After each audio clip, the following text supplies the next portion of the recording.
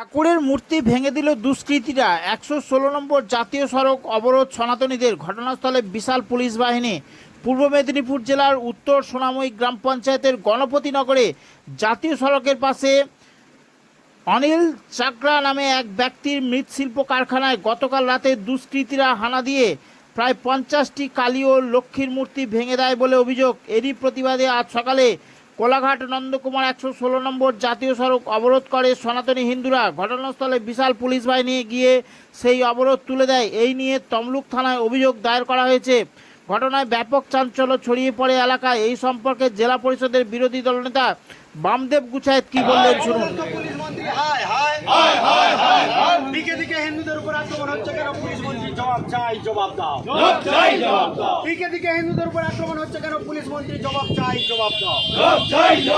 দিকে দিকে হিন্দুদের উপর আক্রমণ হচ্ছে কেন? পুলিশ মন্ত্রীর তরফ থেকে জবাবে আমাদের আন্দোলন চলছে। সামনে গিয়ে অফিসার কি অফিস থাকা সত্ত্বেও বারে বারে এই ঘটনা ঘটছে কেন? জবাব চাই, জবাব দাও। একাত্তরে এসপি এবং ডিএম এর অফিস থাকা সত্ত্বেও বারে বারে উত্তর সোনাময়ী অঞ্চলে এই ঘটনা ঘটছে কেন? পুলিশ প্রশাসন জবাব চাই, জবাব দাও।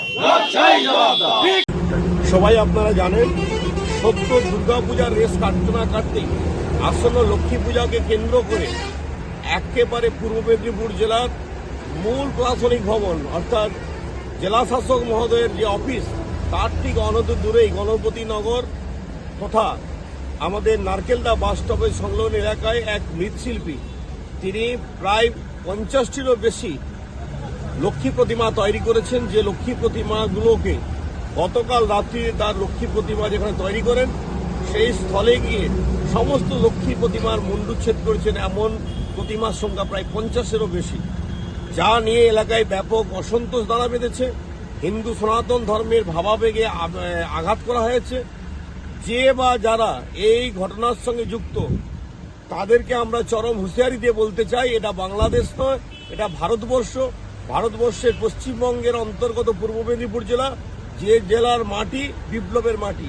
এখানে যারা এই ঘটনা ঘটিয়েছেন তাদের দৃষ্টান্তমূলক শাস্তির ব্যবস্থা অবিলম্বে প্রশাসনকে করতে হবে, নতুবা এই বিষয় নিয়ে যে স্তরে আন্দোলন করলে প্রশাসনের টনক নড়বে, ডিএম এর টনক নড়বে, শাসক দলের টনক নড়বে, তার ব্যবস্থা আমরা গ্রহণ করব।